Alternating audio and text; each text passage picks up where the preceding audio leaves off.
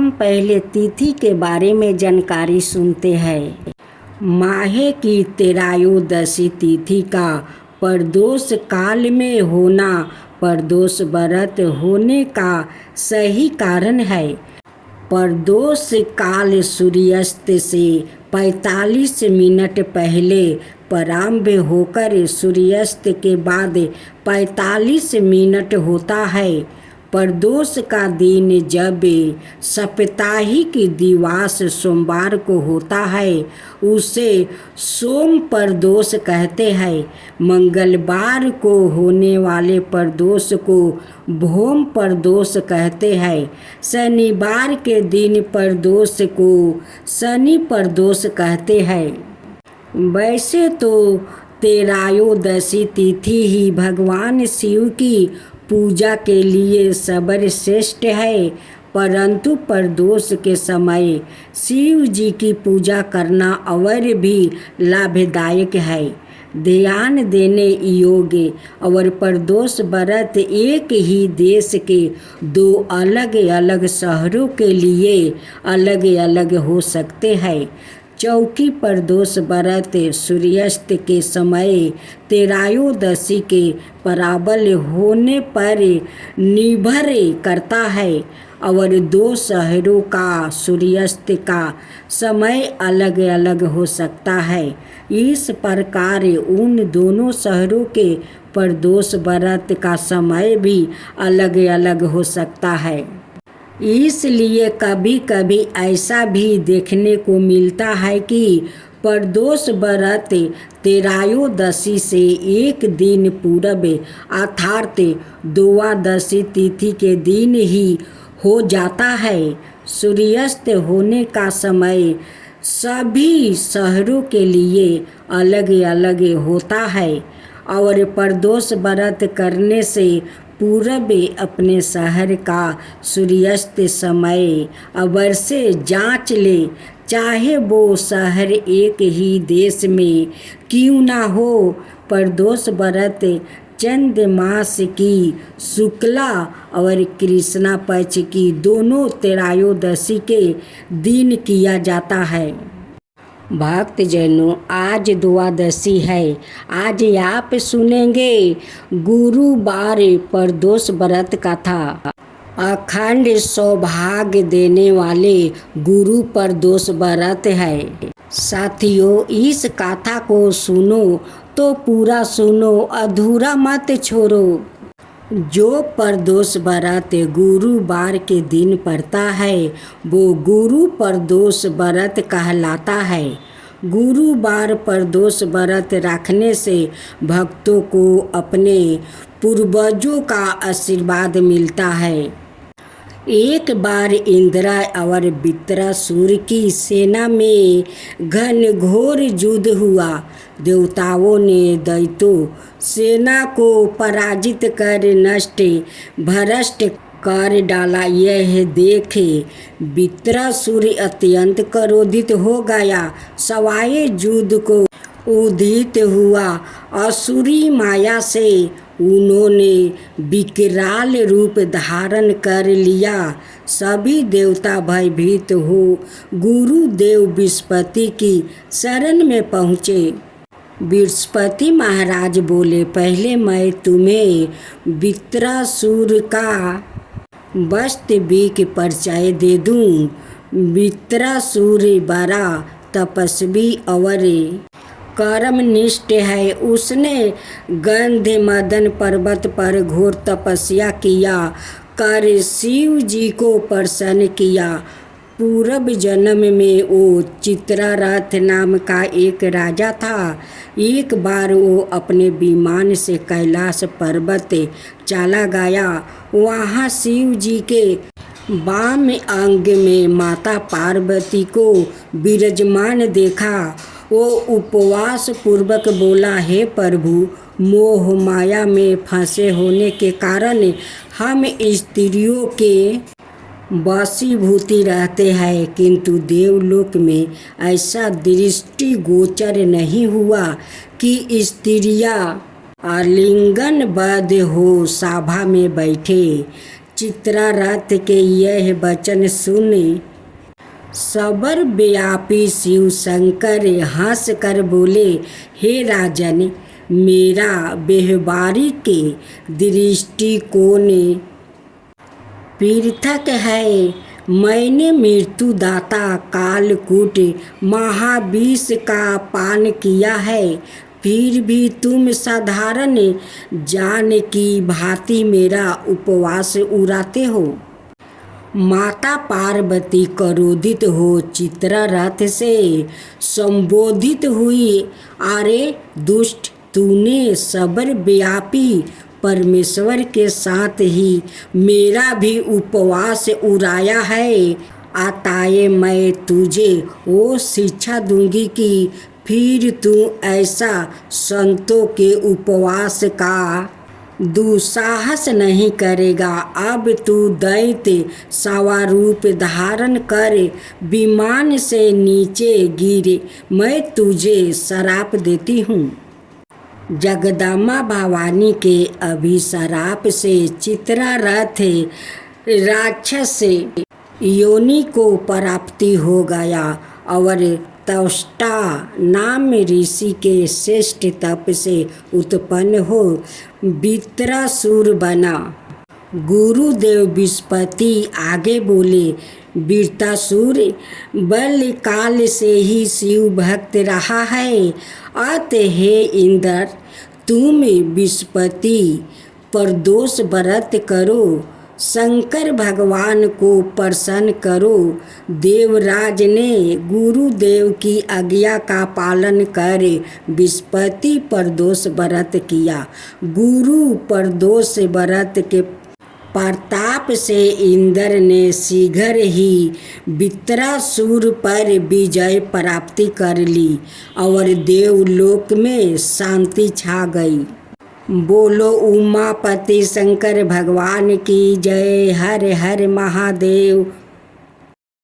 भक्तजनों, आज आप सुनेंगे एक अनाथ लड़की और माँ तुलसी की कथा।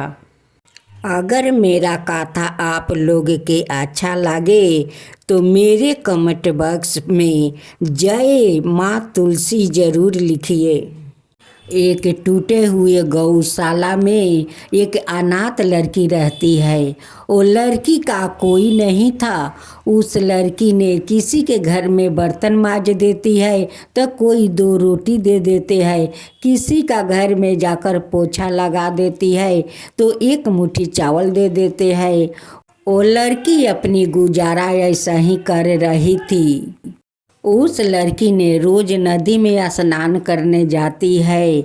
नदी के किनारे आकर भीजे कपड़ा छोड़कर अपनी सूखे कपड़ा पहनती है। जहाँ वो अपना भीजा कपड़ा छोड़ती है वहाँ से थोड़े दूर पर एक तुलसी का पौधा था।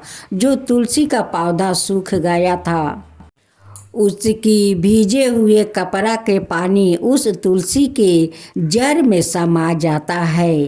अब तो वो रोज नदी में स्नान करती है और वही जगह पर आकर भीजे कपड़ा अपना छोड़ती है। उनकी भीजे कपड़ा का पानी गड़गड़ा कर उस तुलसी का जड़ में समा जाता है। अब तो तुलसी का पौधा धीरे धीरे हरा होने लगा। हरा होते होते उसमें पाता छोड़ने लगा। लेकिन उस लड़की ने उस तुलसी के पौधा पर कभी ख्याल नहीं करती थी। उस तुलसी का पौधा बहुत बड़ा हो जाता है और उस पेड़ में बहुत सारा फूल पकड़ लेता है। तुलसी बहुत खुशी हो जाती है या खुश होकर उस पौधा से प्रकट होती है और उस लड़की से कहती है कि लड़की, मैं तुझ पर बहुत प्रसन्न हूँ, आज तू मुझसे कोई वर मांग ले। लड़की उस तुलसी को देखकर बहुत अचकित हो जाती है। वो पहचान नहीं पाती है कि ये माँ तुलसी है। वो कहती है कि आप कौन हो, इतना जल्दी यहाँ पर कैसे आ गई? यहाँ पर तो कोई आदमी नहीं रहता है और कभी मैं आदमी को नहीं देखा। आया पे इतना जल्दी कैसे मेरे सामने आ गई?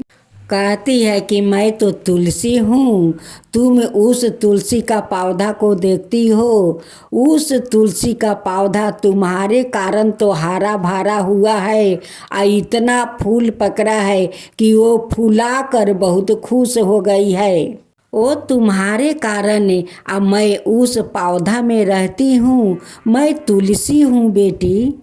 बेटी, उस पौधा के तुमने जिंदा किया है। अब मैं आज खुश होकर आज प्रकट हुई हूँ, तुम्हारे सामने खड़ी हूँ और तुम्हें कुछ मांगने के लिए कहती हूँ, तुम मुझसे कुछ मांग लो। उस लड़की कहती है कि हे माँ तुलसी, मैं तो अनाथ हूँ, कभी तुलसी का पौधा देखा नहीं, उसलिए मैं पहचान नहीं पाई माता, मुझे क्षमा कर दीजिए। फिर तुलसी कहती है कि बेटी, तू मुझसे कुछ वर मांग ले। उस लड़की कहती है कि माता, मैं क्या मांगूं, मेरा कोई माता पिता नहीं है, नहीं कोई अपना परिवार है, नहीं मेरा घर द्वार है, मैं तो गौशाले में रहती हूँ। उस लड़की ने कहती है कि माता, अगर आप कुछ देना ही चाहती है तो मुझे ऐसा जीवन साथी दीजिए कि उनके साथ मैं जीवन बिता सकूं और उनके साथ खुशी खुशी से रह सकूं, अपना संसार बसा सकूं, ऐसे ही मुझे वरदान दीजिए माता। फिर लड़की कहती है कि माता, यहाँ पर तो कहीं दूर दूर तकले कोई घर द्वार दिखाई नहीं दे रहा है, तो मेरा जीवन साथी कहाँ मिलेगा। माँ तुलसी कहती है कि बेटी, तू उसके लिए चिंता मत कर, मैं सब कुछ बंदोबस्त कर दूंगी। माँ तुलसी अपना माया शक्ति से उस गौशाला का वो माया जाल नगरी बना देती है। माँ तुलसी उस लड़की को कहती है कि बेटी, तू लाल चुनरी पहन कर उस दरवाजा के सामने बैठ जाना, देखना एक राजकुमार इस नगरी से आएंगे और तुम्हें पसंद करके वो अपना घर ले जाएंगे और ले जाकर वहाँ पर धाम धूम से अपना शादी तुम्हारे साथ करेंगे। उस लड़की माँ तुलसी से वो रो कर कहती है कि माँ, आप मेरे लिए इतना कुछ कर रही है तो आप मेरा माँ बन जाइए और उस राजकुमार के हाथ में अपना हाथ से मेरे हाथ धरा दीजिए। माता कहती है कि माँ, अगर आप मेरे हाथ अपना हाथ से उस लड़के के हाथ में नहीं देगी तो मैं उस लड़का के साथ नहीं जाऊंगी। माँ, मैं उसी टूटे हुए गौशाला में मैं अपना गुजारा कर लूँगी, लेकिन उस लड़का के साथ मैं नहीं जाऊंगी। नहीं तो आपका एक दिन के लिए मेरे माँ बन जाइए। माता, आप तो सभी को माँ है, तो मेरा माँ आप बन जाइए। अब माँ बनकर उनके हाथ में मेरा हाथ दे दीजिए। माँ तुलसी बहुत दुविधा में पड़ जाती है और चिंता करती है कि ये लड़की को तो कोई नहीं है, ये तो बेचारी अनाथ है, मैं क्या करूँ। माँ तुलसी कहती है कि ठीक है बेटी, मैं अपना हाथ से तेरे हाथ उस लड़के के हाथ में दे दूंगी। लड़की जाकर दरवाजे पर बैठ जाती है। राजकुमार आते हैं तो उस लड़की को देखते रह जाते हैं। लड़का कहता है कि मैं तुम्हारा माता पिता से मैं बात करना चाहता हूँ। लड़की कहती है कि मेरा माता है, पिता नहीं है, जो है मेरी माँ है, वही मेरी माँ है, वही मेरी पिता है, वो जो कहेंगे वही मैं करूँगी। माँ तुलसी एक साधारण सा माता का रूप में आती है। कहती है कि बेटा, आप मेरे बेटी से शादी करना चाहते हो। लड़का कहता है कि हाँ, मुझे तो बहुत पसंद है, मैं तो आपसे बात करना चाहता था। माँ तुलसी उस लड़की के हाथ उस लड़का के हाथ में धरा देती है और दोनों उनकी आशीर्वाद लेते हैं और कहती है कि दूधो नहाओ पूतो फलो, अखंड सौभाग्यवती रहो बेटी। इस माया जाल नगरी का नाम रोशन करना बेटी, रोशन करना। तू मुझे भूल मत जाना बेटी। बेटी कहती है कि माता मैं कभी नहीं भूलूंगी, इस माँ को तो कभी नहीं भूलूंगी। और सभी गाँव वासियों को सभी को बोलूंगी कि माँ तुलसी का आंगन में बैठा कर सभी लोग श्रद्धा भक्ति से पूजा पाठ करें। मैं तो आपका शरण में रहूँगी माँ, आपका सेवा करूँगी, आपका पूजा पाठ करूँगी माँ, आपको कभी नहीं भूलूँगी। बाहर बाहर से लोग उस गांव में आते हैं, कहते हैं कि यहाँ पर तो कोई एक घर भी नहीं था, इतना सुंदर नगरी कैसे बन गया। सभी लोग उस राजकुमार से पूछते हैं कि इस गांव का नाम क्या है। राजकुमार कहते हैं कि इस गांव के नाम में माया जाल नगरी है। इस माया जाल नगरी का मैं राजा हूँ। हे माँ तुलसी, जैसे आप उस अनाथ लड़की पर कृपा किया, माँ बन कर उस लड़का को हाथ में उसका हाथ धरा दिया, वैसा ही सबका ऊपर कृपा कीजिए। हे माँ तुलसी, सबका ऊपर कृपा कीजिए। जो आपका कथा कहता है उस पर कृपा कीजिए, जो सुनता है उस पर कृपा कीजिए, सबके ऊपर कृपा कीजिए। हे माँ तुलसी की जय हो, माँ तुलसी की जय हो। अगर मेरा तुलसी जी का कथा अच्छा लगा हो तो आप इस कमेंट बॉक्स में ज़रूर जय तुलसी माता लिखिए।